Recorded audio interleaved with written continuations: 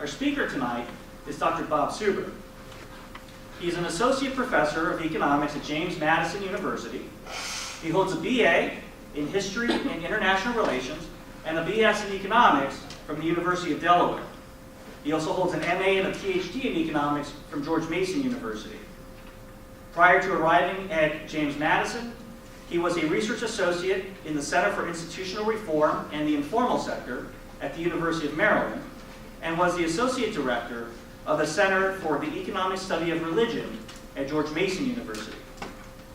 Dr. Suber has worked in the areas of economic development, the economics of religion, political economy, and the history of economic thought. He's published nearly 24 articles in academic journals and is currently working on 2 books. The first is an economic history of Botswana, and the second is a focus on the economic history of Brazil. Tonight, he's here to tell us why the left and the right are wrong about income inequality. So if you would, please join me in providing a warm Kansas welcome to Dr. Bob Suber.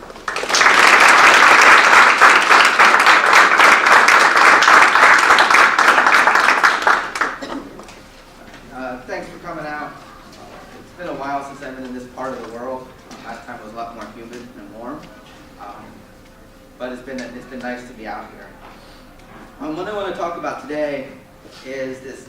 It's sort of a never-ending issue in politics and this public discourse in the United States. And it has to do with income inequality.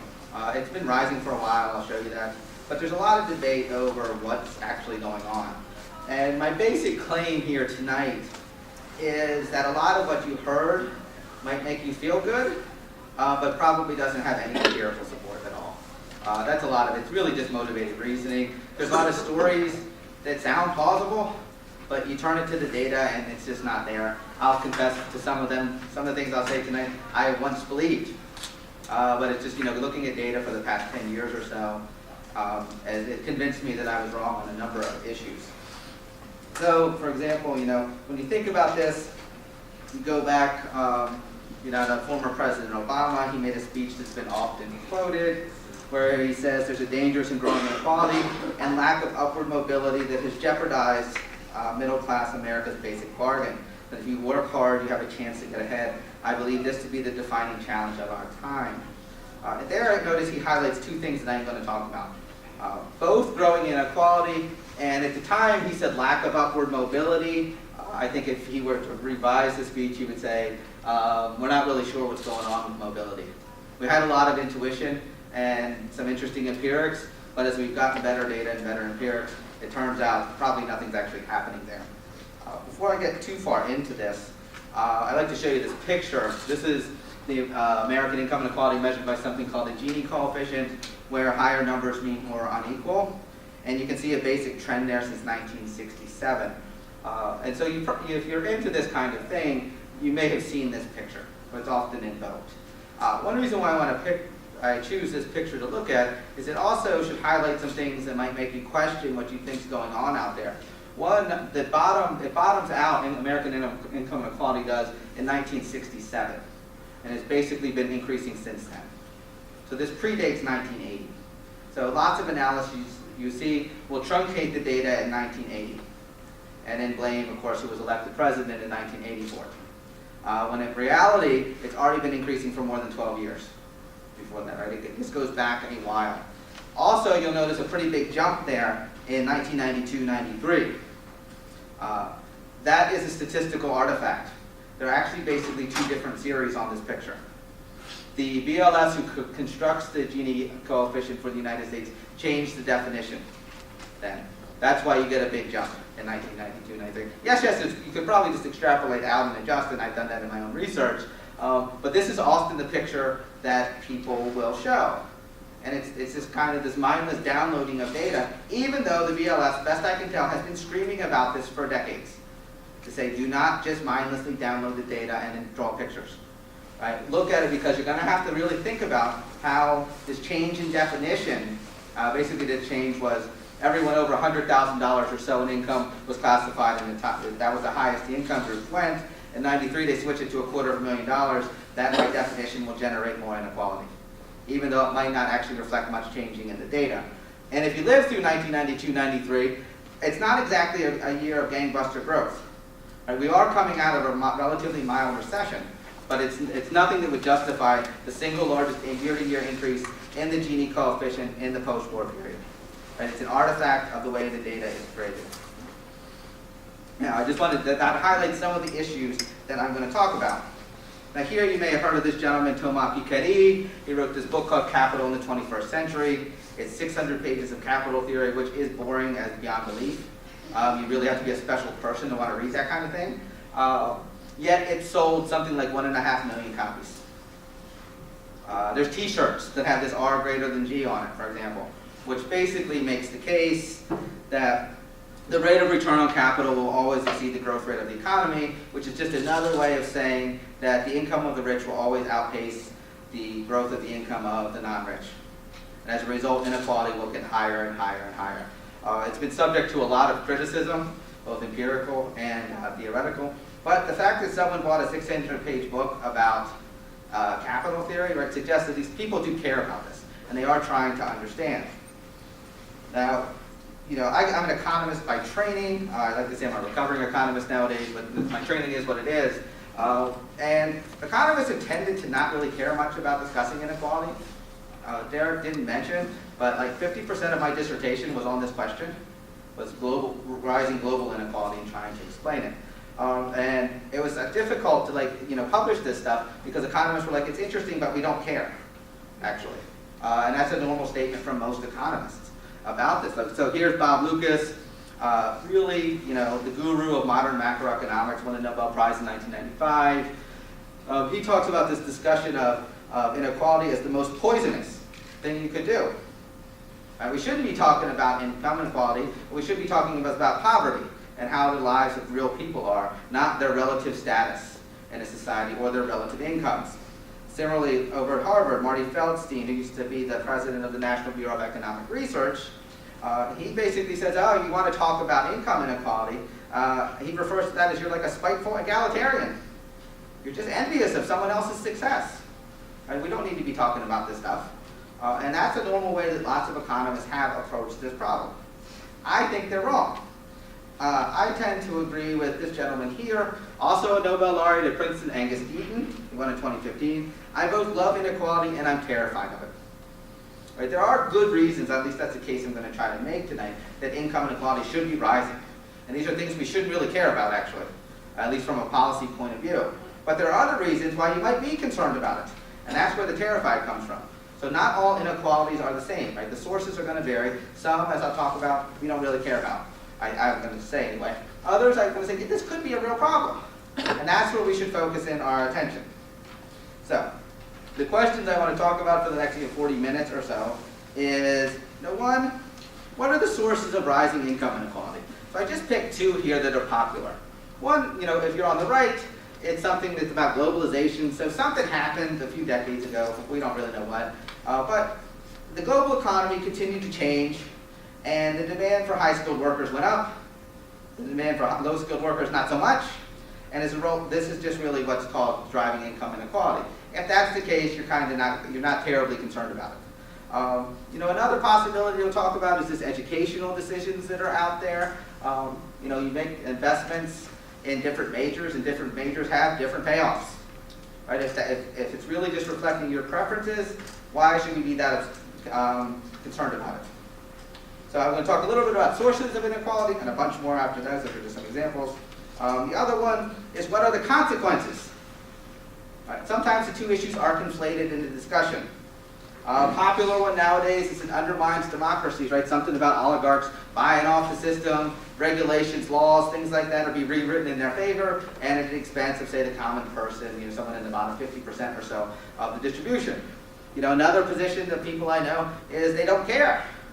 Right? Go back to the spiteful egalitarianism, or that it's poisonous to discuss these things. They go, yeah, income inequality is going up, but it doesn't really matter. My position here, I read this in an old book some time ago, test everything, retain what is good. And that will be what I'm going to do tonight, is talk about various hypotheses and do my best to assess whether they have any validity or not. Now when you get into these discussions, Right? You have to really think about this a little bit more, because it's not really true that income inequality rises because the rich are getting richer and the poor are getting poorer. That's generally not how it happens. Really what happens is you have differential growth rates. So the rich's income can be growing faster than the poor's income. So in the United States, for example, that's pretty much what's been happening. If you're the median worker, meaning like at the 50 percentile or so, your income has been growing for decades. It's just at a relatively low rate compared to those people in, say, the top 20%, top 10%, top 1%. But your income, you're actually better off. Like, I don't think anyone really wants to go back to like 1975. How would you live? I was just, I didn't know anything back then. Right, really wasn't in existence. But I don't reckon it was very good to live. I'm pretty happy living in 2019. Right, another possibility is that both groups' incomes are declining, but at different rates, and this too will generate a rise in inequality. Right, then we might be concerned. The income of the rich is declining at a slower rate than that of the poor. And what we really want to do is like begin to sort through these scenarios and then start breaking it down and say, okay, what's really going on out there? Now, if you're on the right, accounting issues are actually a big deal. And I know accounting is generally pretty boring. I avoided taking it as an undergraduate. I had to bargain successfully. I traded my statistics classes for accounting classes so I could get my economics degree. Now, what are the accounting issues? Well, when you see this data, you want to ask a few questions. Right, is this pre or post-tax income? Because the series look a little bit different. Post-tax income means that there have been transfers have taken place. So yeah, you might not have earned a lot of market income, as we call it, but you did get some transfers, so your life isn't as bad as the data would have suggested. Right, so that is one thing to consider. Also, an accounting issue, lots of what's happened over the past few decades are people take their income in many forms. Right? It's not always cash. Rather, they might take it as increased health benefits, dental benefits, maybe an extra vacation day. Right? That stuff is not reported in the IRS data. And if you think that has any value, well, it should, and that will tell a slightly different story. That's hard to do. Also, a big deal is sometimes the data is reporting to households that have multiple income earners. They are being compared against individuals, basically. In other words, a household of one. That is a big deal to consider, especially when you think about like changes in marriage over the past, say, 50 years or so. Right? I mean, that's one of the things that happens is you had a household to say it was a married couple, both made $50,000, and 1 year counts as a household unit of $100,000. They get divorced. The next year, now there are 2 household units of $50,000. And household size has changed a lot since the 1960s. Again, you have to figure out what it is that they're using, and that's just really just reading the footnotes now, okay? But the data is not the same in each of these scenarios. Also, something that's little discussed in the United States is there is this thing called leisure inequality. Since the 1960s, there's been an enormous increase in leisure, which means not working. But it also means not like taking your kids to soccer, actually measuring real leisure. There are time use studies that we've been doing since 1965 in the United States. What we find is for about 90% of the income distribution, leisure time has gone up significantly. Meaning the bottom 90% actually. For the top 10%, they actually work more now. In other words, they have less leisure than they did in 1965. So if really part of this measured income inequality reflects people's preferences, again, why do I care?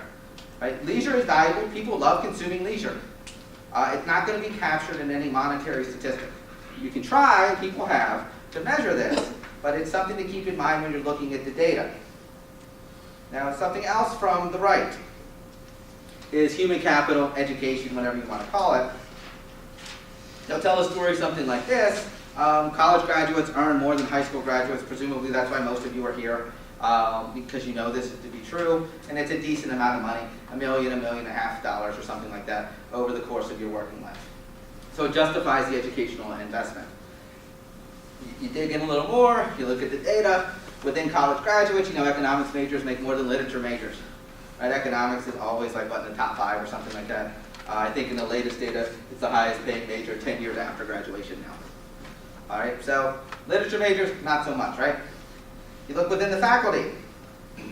Right? Look, generally speaking, physics professors are going to earn more than history professors. Right? Why is this stuff? Why does this happen? Well, you start looking down the list. What's harder to do? Which takes more time and effort. to master economics or read literature. I'm not saying literature isn't hard, don't get me wrong. I took a fair number of those classes. And Derek did say I was one of those 5-year students, so I stuck around for a while. My first 2 years were a little rough. But you can kind of see why, right? When you look around at graduation day, the majors differ.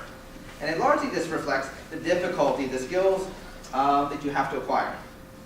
And when it's about this stuff, most people go, I understand, and it's not really a big deal. Maybe the literature professors are upset, not sure.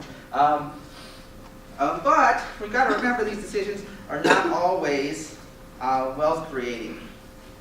Later on, I'm going to pick on lawyers a little bit because they're not necessarily creating wealth. Right? They may be protecting wealth or possibly redistributing it, but they're not creating wealth. Some are, but most are actually not doing that if you study what's going on with the market for lawyers. And so this is where I think people on the right need to be a little more cautious and say it's not just all educational decisions and preferences, right? There's more going on to this story, and not all majors are leading to the creation of wealth or anything like that. Another popular story that I mentioned there a few minutes ago is the impact of globalization. So I don't know, sometime in the 1970s, I don't think we're really sure, something changed in the global economy. So if I remember right, it was like 1972 or 1973, you would have been indifferent between going to college or just keeping your high school degree and then moving on to the labor force. The expected lifetime incomes were roughly the same in the early 1970s. And then it changes. What happens, we think, is the demand for high-skilled labor increases, right? For some reason. People have the right skill sets, particularly skills that complement technology. They're going to earn a relatively high rate of, they're going to get a relatively high rate of return on their investment in education. And that's going to continue through the 1980s until the present. Right? Like I say, the value of knowing how to use technology has increased. Lots of times, remember, technology is your friend. Sometimes it's not. But if you know how to use technology, life's pretty good in the modern economy. The problem with this, and this is I'm like an issue of mea culpa here, is I thought this was true for a long time. But then, like a sucker, I downloaded data and started reading more intensely on the topic. And I quickly found out, it turns out it doesn't really have any empirical support in the United States. Lots of people thought it. For example, from the left, Paul Krugman, if you know who he is, who writes for the New York Times, also won a Nobel Prize for international trade, he's actually said the same thing too. He thought it was true. He wrote papers 20 years ago saying this is what's really going on, but as he collected the data, really the industry-specific data, it just turned out it wasn't there. Now, also another idea here from the right that I hear all the time is stop focusing in on inequality, talk about poverty. That was the Bob Lucas quote earlier in the presentation. But to me that seems kind of strange on some level. Right, what matters is having some minimal level of income rather than on relative income, than focusing on relative incomes. I get that part of the argument. It does matter that they have basic things, right? Food, shelter, clothes, stuff like that. And certainly, I don't compare myself with Bill Gates. I doubt anyone in the room goes, well, yeah, how do you do today? And then you compare yourself, right? That's not how real people act or think. But they do compare themselves with others, like their neighbors. And I think that's one thing we have to keep in mind. Also, when I hear stories about, say, I care about the people in the bottom quintile, decile, whatever it happens to be, it's very bizarre to me. My brain can't figure it out. You pretty much pick an arbitrary number that you care about people, and you're indifferent to the people who are 1 percentage point away. I don't think people think like that. At all, I think there's more going on, and the right's being sort of callous on this point. Also, my real gripe, when they try to shift the attention from the inequalities, is they're shifting to something that's a bit more ahistorical. Let's just ignore the past. Let's not talk about how these inequalities were generated. So I picked one that I talk about in some of my classes, is there is a persistent gap in the unemployment rates for whites and African Americans in the United States. And it's been there for a long time. Yeah, it might be converging right now, maybe, I'm not sure. There's some suggestive evidence. But you want to really dig into these details about this, right? You can't ignore the process that generated these inequalities in the first place. In other words, I don't think it's a good idea just to focus it here, what the data is now, and just ignore how we got to this point. We want to dig into the processes. Another argument from the right is about income mobility. And there's a lot of discussion about this for a long time, actually, which was remarkable because we didn't have any data. We didn't actually follow a person from like 18 to 65. We didn't follow like father and son combinations. In the data, it's almost always father and son because they're easier to track because their last names don't change. So that's why the data tends to be father-son, let's say not mother-daughter. But a few years ago, a guy running this big project, he was at Harvard, I think he's at Stanford now, Raj Chetty, got access to actual IRS data, and now we could say something. We could track a real person over time. And this is what he found. Now, I know some of you in the back probably can't see it, but what you see is basically the farthest bar there on the left is the bottom quintile. So it's saying that if you're born in the bottom quintile, you're probably going to be in the bottom quintile later in life, 40%. Okay. And then I kind of asked myself, is that number too high or too low? Do we know what the right number is? Have you even thought about that question very much? Because obviously the numbers have to add up to 100, right? That constraint is always binding. On the flip side of it, not talk so much, right? Actually, let me go back for a second. On the top quintile, if you're born in the top 20%, there's a like 40% chance you're going to be in the top 20% later in life. That's what we sometimes refer to as the affluence trap. Right? Everybody knows the poverty trap there in the bottom left. In the top right, there's something that we didn't think about. And that's what got me thinking about a lot of this stuff, actually, is why, if markets work like they're supposed to work, they're really a great leveler. That you shouldn't have this persistent across generations staying at the top. It's extremely unlikely. Yet it seems to be persistent in the top 20%. Part of this got me thinking more, is if you're moving up this distribution through redistribution. There's my lawyer friends again. Maybe they're getting skills, they get paid lots of money. Part of what they do is protect their money and those of other rich people. And that might help explain the persistence there at the top. And like I mentioned, if there's an affluence trap, it's something I think we should discuss a little bit more to try to understand not just the dynamics at the bottom part of the distribution, but the persistence at the top. Now here, me and LeBron, we can drink the same Sprite, right? And so people on the right will point to this. They go, yeah, income inequality's gone up, big deal. But really, when we talk about real goods that real people consume, there's not that much variation. Yeah, his house is bigger than mine and things like that. But on consumption goods, phones, is my Pixel 2 that much different than a lot of relatively affluent people? Other than the apps on it, probably not. So they looked at this and say, okay, consumption inequality, that's really been converging. Problem with that story, you can mention the internet and stuff like that, is if you look at the data for the past 25, 35 years, not 45 years now, it's not actually true. It was probably true up until about 1980 that you had this convergence in consumption inequality, meaning there wasn't that much difference between the rich and the poor. But since about 1980, it's began to diverge again. So one thing to take away from that is when you talk about the consumption inequality and income inequality, they don't track each other. So you can't just substitute the terms in, right, which is what a lot of people do. When you look at this data, this is from consumer expenditure surveys. What you notice is if you're in the bottom 50%, your cars per household only grew. It grew a decent 1 to 1.6, but it's much lower than the top part. Square footage, that's a story you might have told if you talked about the housing crisis 10 years ago. If you're in the bottom 50%, your houses actually didn't there were no big mansions for them, okay? They weren't buying these big houses, everything 2,400 square feet or something like that. Their house size barely changed over a relatively long period of time.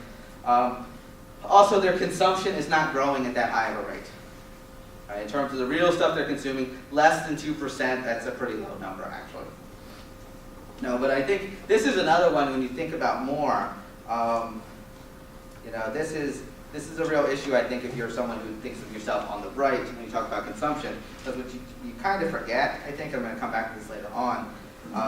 This is a quote from Adam Smith, who was writing about this in The Wealth of Nations back in 1776. If you read The Wealth of Nations, I think the best way to read it is it's a really sort of angrily written book defending the poor. Because they've been harmed in various ways by various restrictions. And he constantly defends them. But he also recognizes that if this quote here, I'm not going to read the whole thing, but it's basically a story about how people will make certain consumption decisions to hide their poverty. He wrote about this also in his other book, The Theory of Moral Sentiment. Yeah, you're going to go outside, here it's shoes, but you can imagine other scenarios. People generally don't flaunt their poverty, and what he's making the claim is that now they're going to make expenditures that they shouldn't, meaning they're not going to have savings to make investments, because it's some sort of status seeking that they are pursuing just like everyone else in society is. The deeper issue when you get in consumption is it's a relatively new term, inconspicuous consumption. And this ties in, I think, to what I said about the top 20%, that they're relatively persistent. Well, what does the top 20% do that's so different from everyone else? And part of what it is their investments in kids. That's why I picked this picture. And particularly educational investments. It's gone up by like 400%, like the money and time they spend in the past 20 years or so with educational investments with their kids. And it's virtually unchanged from all other parts of the distribution. So why do you take your kids to see this Starry Night? They're not going to appreciate it, are they? You're just, you're praying that they don't touch it. But what it is it's allowing them to enter a world and pick up some terminology and stuff. So later on in life, they'll be able to tell others they know little things. It could be superficial, but superficial statements will get you pretty far in life, it turns out. Meaning, like, I might not understand what's going on in the picture, but I did see it once, and that provides an in. Right? It's another way to think about networking. Right? It's a way to signal you have access to what the key good really of the modern economy is, and it's information and knowledge. Right? And it's being able to share that with others relatively cost effectively. Yeah, I just, my parents took me to the museum, right? Or they took me to the theater, right, when I was 13 or 14 or something like that. Or we saw Barry Shakespeare plays. You can go down the list. But what that is going to set up is when you're talking with people later in life, now you're going to have, in other words, you're going to have more ins with them than someone who's not exposed to the same things. And there's a really good book, I forget her name, I think she's at USC, where she really dug into a lot of data, and that's what she was shocked by, is that's where so much of the difference is taking place, and it's really the top 20%. It's not the top 1% the problem, it's really the top 20% if you're concerned about income inequality. Right? Because they're doing stuff like this, and they're going to do some other stuff here I'll tell you about shortly. So, just to summarize from the right, and then I'll talk about some concerns I have with people on the left. People on the right make good points. I do think you really have to think about hard. The accounting issues are a big deal, because you're often just talking past each other because you're using two different definitions of inequality. Right? And then you're not going to get anywhere, and we're not going to really solve any problems if you think they exist. I think it's also important to remember, like, absolute poverty is something we should never forget about, like homelessness, stuff like that. Mobility, we should be thinking about that. Now we have some data and maybe we get some sense of what's going on. Basically we just don't know at this point. But I think people on the right are too quick to dismiss concerns. Like, income inequality has risen, okay? Really the question is just the magnitudes. And that's why we argue about it with accounting. But when you run into people who sort of deny it for some reason, I think they're just being dishonest. And we have to accept that it's risen and we have to explain it. Also, we have to think about, here I just call it crony capitalism. These are these educational investments in careers that might not be generating any wealth. I could pick on finance too, if they're another possibility, at least in recent years. Certainly something's gone on in that market. Also, to just deny the importance of status and what I call inconspicuous consumption, well, that also seems like it's going to distract, right? We need to focus in on this, because this is real consumer behavior now, and how it's going to manifest itself. Savings patterns, educational investments with children, that will affect how, the persistence of income inequality, or whether or not there's persistent income inequality at the top, okay? So that's on the right. On the left, right, here's a picture, another that you may have seen. This is a popular one as well. It shows the 1% income share in the United States, and it tells a story you probably heard. It was high going up to, say, the Great Depression, then it plummets, then there's a World War, and it keeps going down, and then it bottoms out around 1972, 1973, and then it begins climbing again. So you've seen that. And people look at this and they say, oh, this is what's wrong with America. We need to have we should be like a country that has declining income inequality. So I go into the Piketty data, and I'll find one for you. Here's one. Data begins in 1910. You see pretty much a downward decline up until the Second World War. It spikes because of the Second World War. That's because this is a mineral-based economy, and you need minerals to blow stuff up. And then after the war ends, steadily declines until about 1990. And people go, yes, this is the country I want to live in. And then I say, no, you don't. Because it's South Africa during apartheid. Right? That's what happened with the income inequality data. Right? It's declining the whole time. And then, I finish off the series for you. Look what's happened since apartheid ended. It's gone up substantially. Right? That's not what anyone predicted in 1994 when Mandela became president. But it actually makes a lot of sense, because if you think of the South African economy, roughly 90% of the population was being paid well below market wages. Right? That's what apartheid was about, suppression of African wages. Right? Once the suppression leaves, now you generate a big distribution of wages in the economy. Right? That's what's going on. But my reason for bringing this up is just because inequality is going down doesn't mean it's necessarily a good thing. Right? It's not automatic. There is an ambiguous relationship going on. So I could tell similar stories. People say, let's be like Sweden. And I say, have you ever looked at the Swedish data? And of course they haven't. This is the, what is this, the Gini? Oh, no, this is the top 1%. Here, it has been steadily rising since about 1980. This is pretty much true for every country we have data on, by the way, in Europe. Income inequality has been rising for 30 years or more. Right? It's not, the difference about the United States is we just happen to be first in terms of that turning point where it had been trending down for a while. And then, and like I said, if you measure the Gini, it's 1967. You see income share data sometime in the early 1970s. And then it begins rising. England, if I remember right, is next.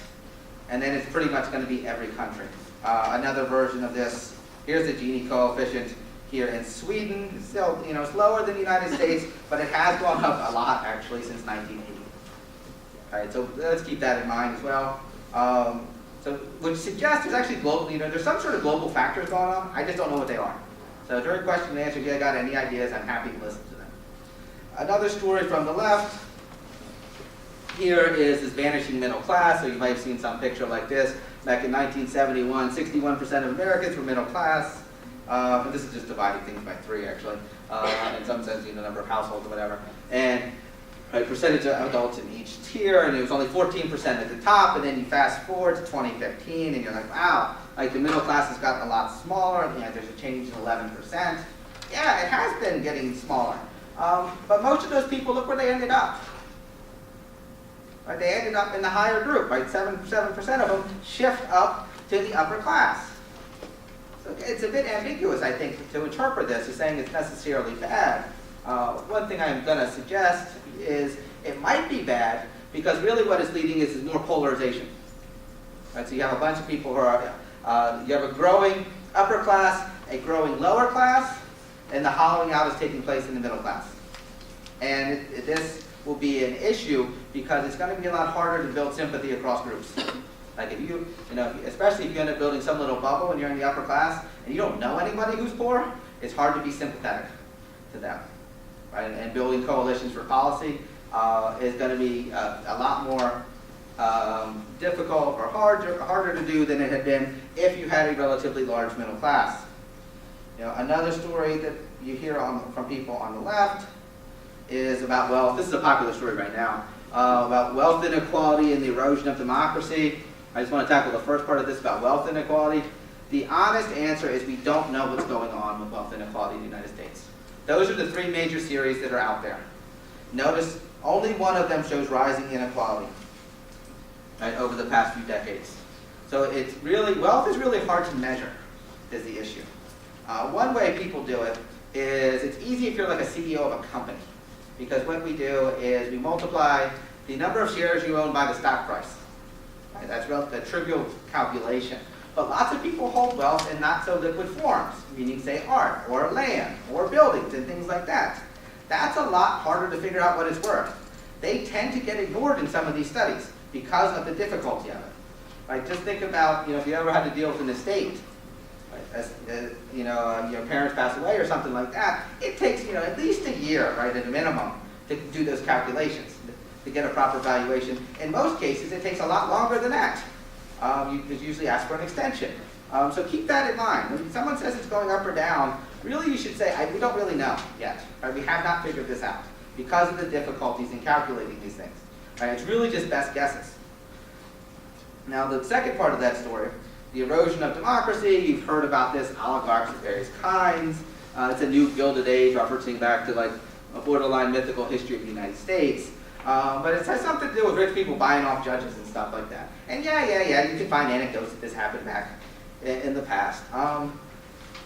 But it turns out, there's a recent review in a big political science journal about this last year, that it's hard to actually find any examples of this happening that aren't just really anecdotes.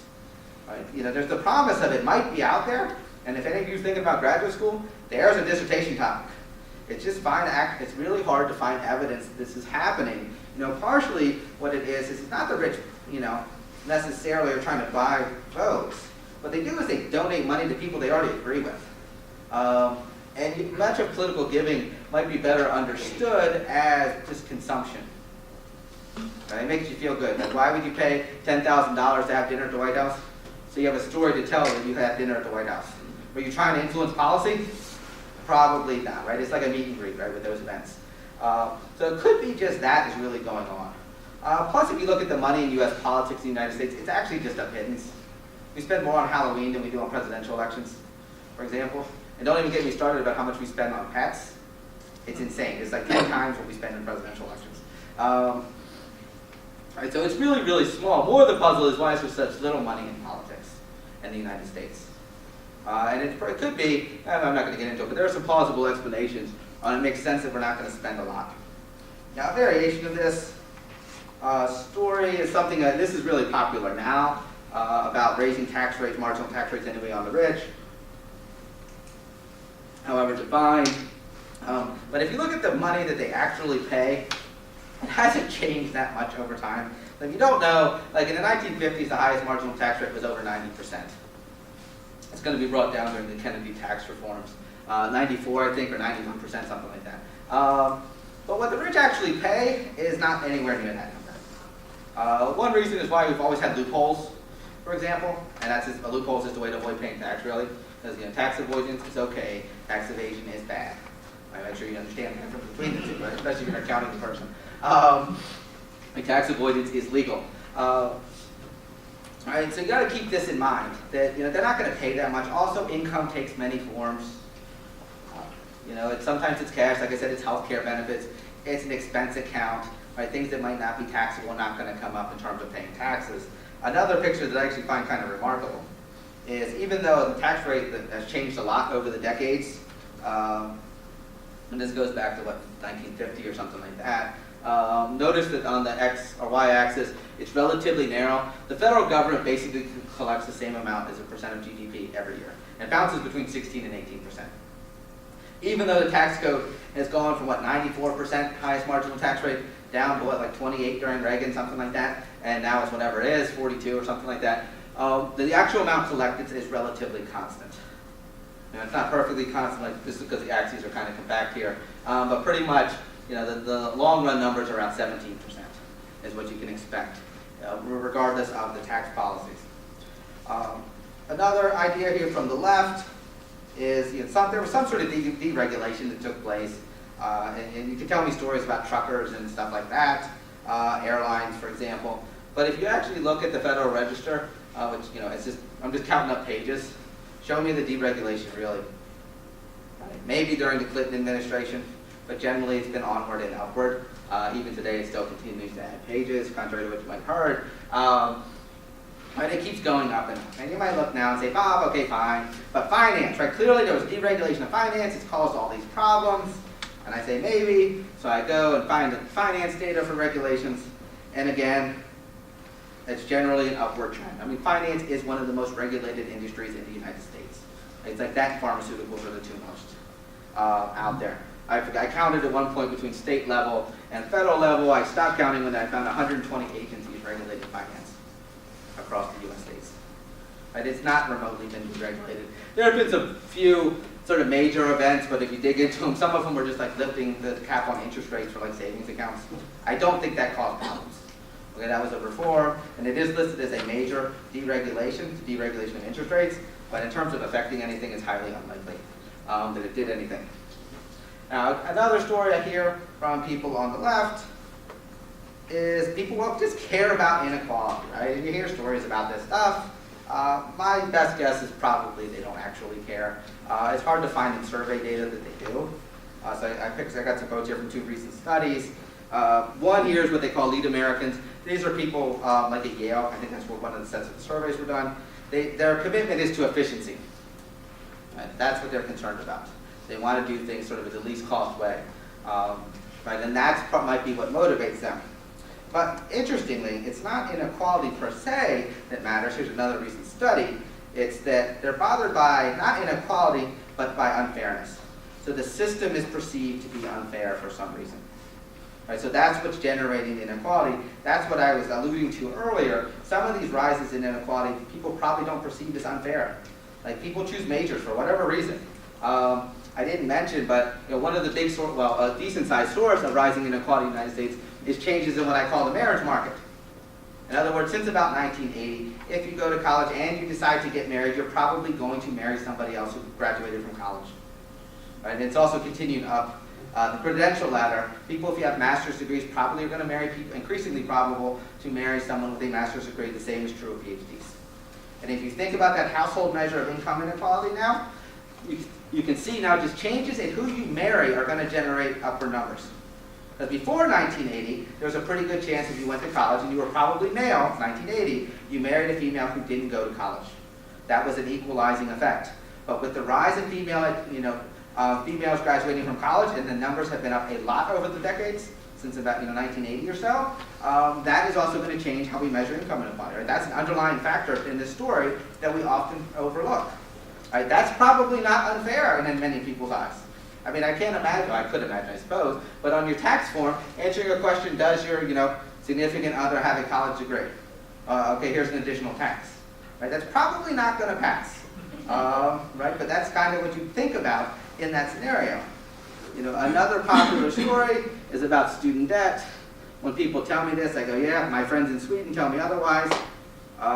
College is free in Sweden. This is a headline from Quartz. But students still have a ton of debt. It's about $25,000.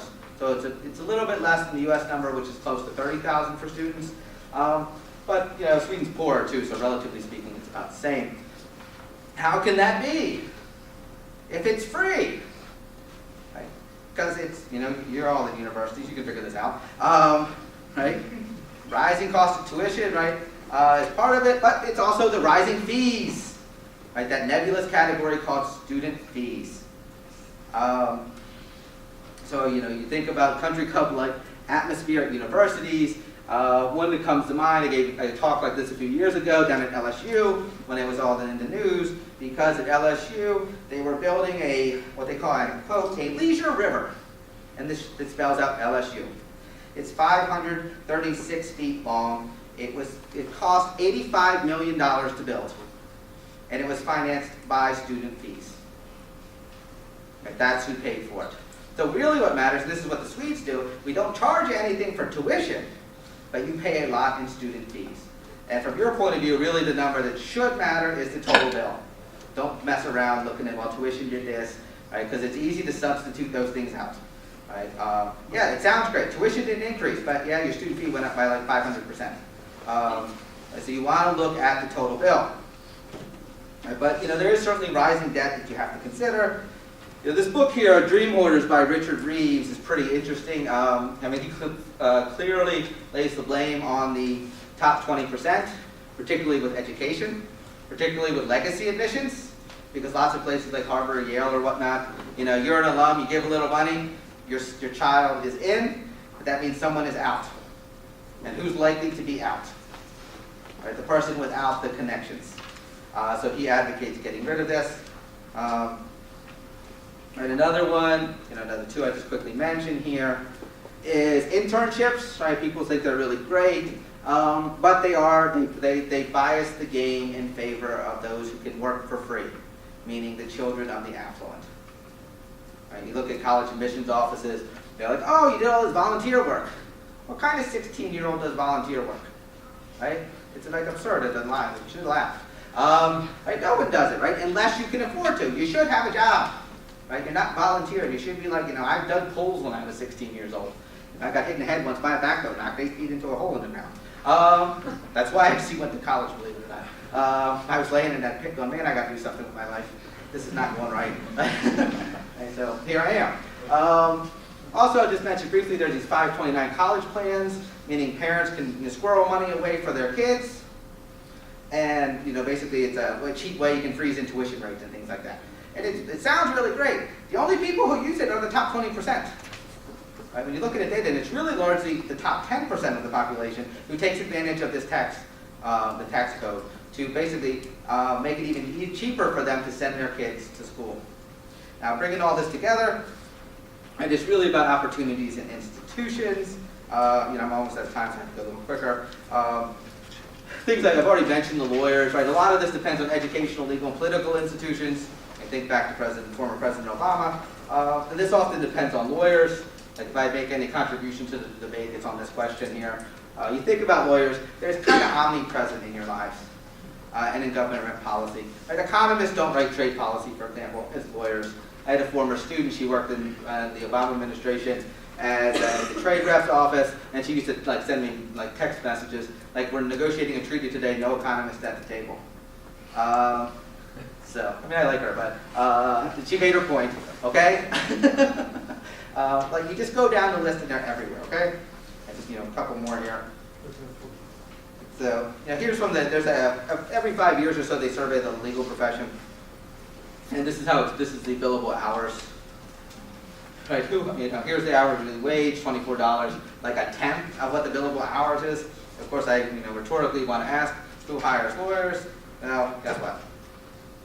It's the top 20% who are likely credentialed, meaning college-educated people who make decent money. They're the ones who use lawyers. The rest of the people use LegalZoom, which are relatively simple contracts, no fault, agreed upon divorce or a will or standard will or something like that. Just give you an idea here. Just 2 more slides.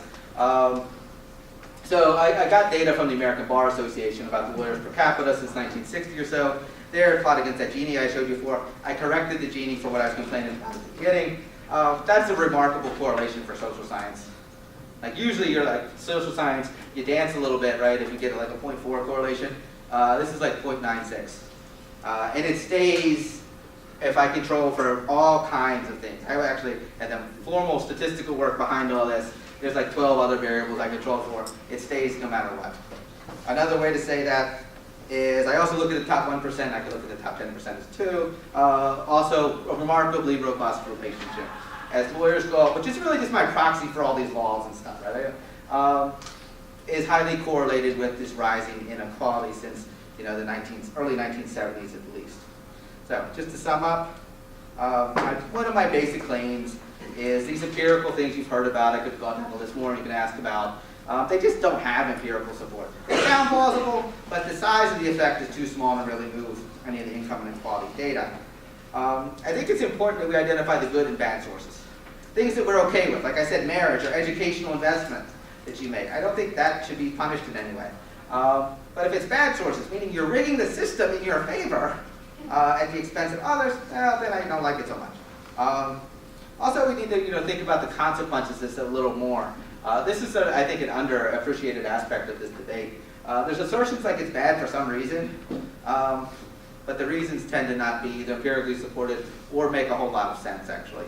And in other words, identifying the mechanisms from rising inequality to what you think is harmful. I think we need to think that more. I didn't talk about it much tonight. On the right here, I wish that those people and plenty of my friends would recognize that not all increases are good in just response to natural market forces, in other words. Some of it is, like I said, the system is gamed. Also, I wish they would understand relative status matters. You do compare yourself against your friends, your neighbors, things like that. And that will affect the decisions you will make. My friends on the left, I'm still at a university after all, there needs to be more an explicit recognition that the institutions might be screwed up, and that's what's causing the problems. Right? It's not like some conspiracy or something like that. There's real deep underlying factors like the legal system. Similarly, I think they need to remember education is not everywhere and always some sort of magical panacea to reduce inequality. right? It can be generating it, particularly if the way that people are getting into schools is a way to get their kids in at the expense of someone else. So my last thing I want to mention here is that they really, if I make any good points, I think we really have to rethink policy, about educational policy, about regulatory reform, and have the focus more on how it impacts the lives of, say, the bottom 20%, 10%, whatever you care about, right? We can figure that out collectively, but we should be really focusing our attention rather than saying tax the rich more or something like that, which is probably not going to work. All right, well, thank you for coming out. And then questions, comments? Derek's telling me to wind down. So we've got some time for questions, so. Go ahead. You mentioned the last point in terms of policy. Wealth creation through production versus market investments. How would recent tax policy mitigate or explain any changes in that? Because that's also creating or causing forces on equality. Yeah, so if you look at just changes in tax policy, right? Raising taxes on the rich or whatever. It doesn't affect most measures of income inequality. Where it does have an impact, I think this makes sense, is at the top 1%. So if you look at that top 1% share, that seems to respond. But for most of that stuff, it's only affecting, remember, it's still just 1% is still 1% of the distribution. So like when you do the broader based measures for an economy, that's largely 98% or something is not being really affected by that particular policy. So the last tax law changes.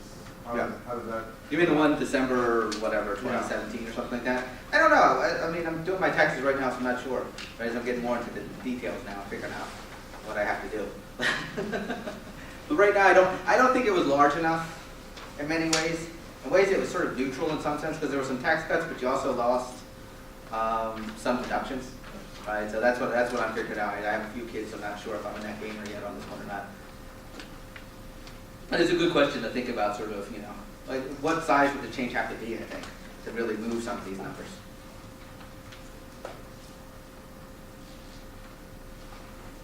So what do you think are some of the policies that are recommended by the data that you scored?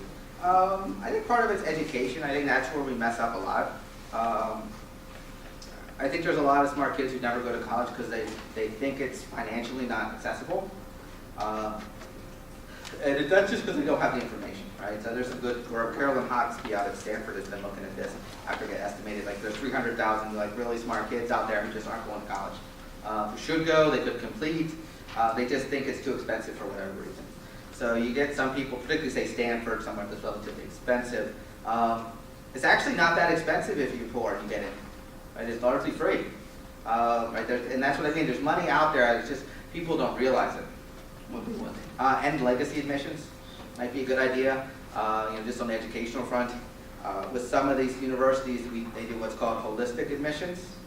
So you look at the total student. The total student is actually zip code, is more than anything else, which means your zip code is highly correlated with your family income. And so at the margin of decision, the zip code is actually the primary determinant of if you're getting into college or not, of their various colleges, because your potential for a donor later on. All right, so that would be some of the stuff you can do. I think part of it is this, you think of the tax code as just too complicated, right? It's clearly something that benefits the relatively affluent in terms of the loopholes and deductions because they don't kick in. Actually, when you add in all the tax rates, like across states, adding state, local tax, stuff like that, it's really weird because in some states in the U.S. now, the effective marginal tax rate, meaning the tax you pay on that last dollar earned, which is not just the tax, but also you might lose various benefits, is over 100%.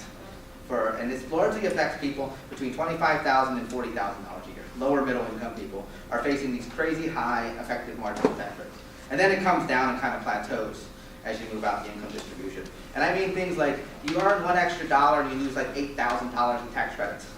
Right? There's no incentive there for you to really move up the distribution because you're actually worse off, monetarily speaking, because you earned an extra $1,000, because you lost your tax credits.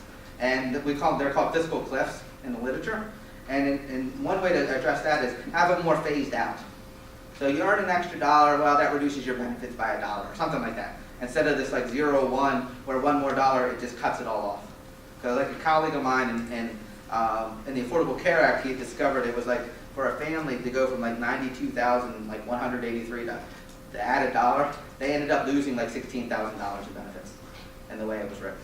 And it's just those little things that people don't, no one really knows the totality of the tax code. And so, you know, I mean, you laugh, right? It makes sense, right? Right? And as a result, you know, those are just, I think, some things we could do to really get those people, like that addresses the mobility question, that would address educational investments, because, you know, if you're starting off, your salary is like $30,000 a year, and that's plenty of majors, you're kind of discouraged, right? Because you worked hard, you get there, and you earn a little more, and your after-tax income is actually less. Right? And so I think things like that would sort of help, you know, increase dynamism and everything else in the economy. Even AMT won't help. Yeah, I don't think so, yeah, because you're too high. Go ahead. I had one quick comment and a question. So Jim Bortney's work of the Economic Freedom Index of the world, he did a recent report that showed global inequality is actually shrinking. Right. So the poorer countries Yep. are growing faster in income than the richer. Yep. So that's my one comment. That's some stuff that was fairly recent in the last year that's come out. My question is on the graph with the 92 Gini coefficient Yeah. with the break, with the policy break. Yeah. Is it possible to just have a graph apply the new code to the old data, Yeah, or vice you versa? could do it either and way. that flattens it out, I So imagine? the standard way you do it is you assume basically half the growth, the shift change in GDP was probably legitimate. That's one way. So Tony Atkinson, who was like, he died not that long ago, but he was a guru of like an empirical inequality studies out in London. He actually has something, if you're interested in, called the Handbook of Economic Inequality. And where he does this, he goes through and he corrects for things for like 20, 25 countries, something like that. And that's what he recommended. But he admitted it was his best guess. Right? We don't really know. So you just sort of shift one line either down or up, you know, using the current slopes or whatnot. But that's one way. That's what I did when I showed you the data where I did make the change. That's basically what I did.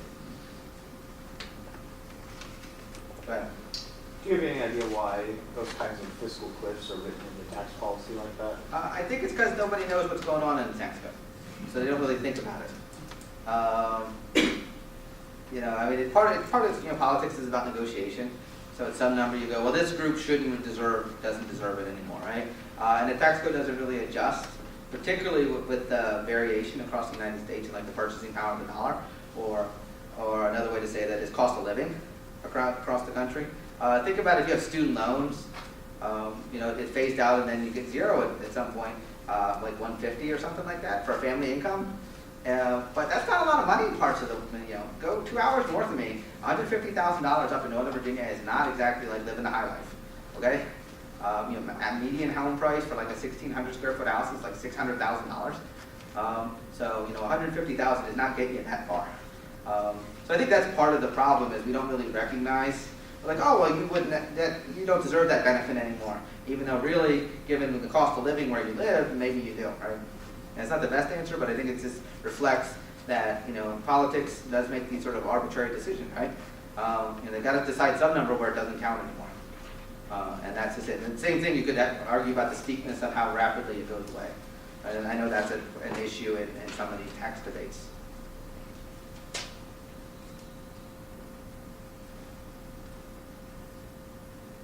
Okay, join me in thanking Dr. Silver.